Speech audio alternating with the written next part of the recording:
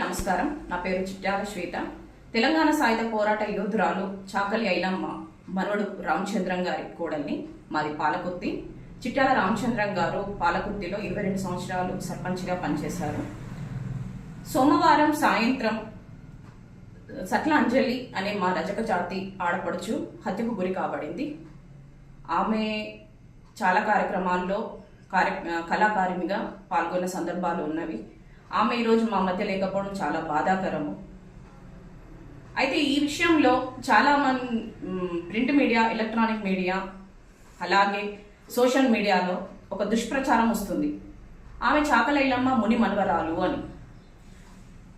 దయచేసి చెప్తున్నా, సట్ల అంజలి గారికి మాకు ఎటువంటి సంబంధము లేదు.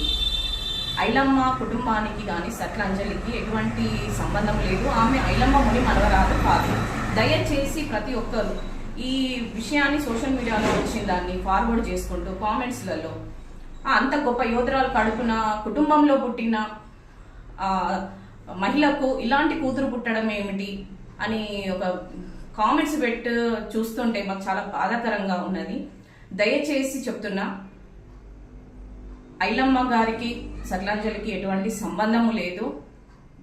దీన్ని మీరు పబ్లిక్లో ఇలా తీసుకెళ్లి సమాజంలో ఐలమ్మకున్న పేరు ప్రఖ్యాతలను చెడగొట్టే విధంగా సోషల్ మీడియా కానీ, ఎలక్ట్రానిక్ మీడియా, ప్రింట్ మీడియా వాళ్ళు చేసే దుష్ప్రచారం చూస్తుంటే చాలా బాధాకరంగా ఉన్నది. దయచేసి వీటిని ఇక్కడితో ఆపేయండి. నిజాలు తెలుసుకోండి, నిజాన్ని బయట పెట్టండి, అబద్ధపు ప్రచారాలు చేయకండి. అలాగే సట్ల అంజలి గారి ఆత్మశాంతి జరగాలని భగవంతుణ్ణి ప్రార్థిస్తున్నాను.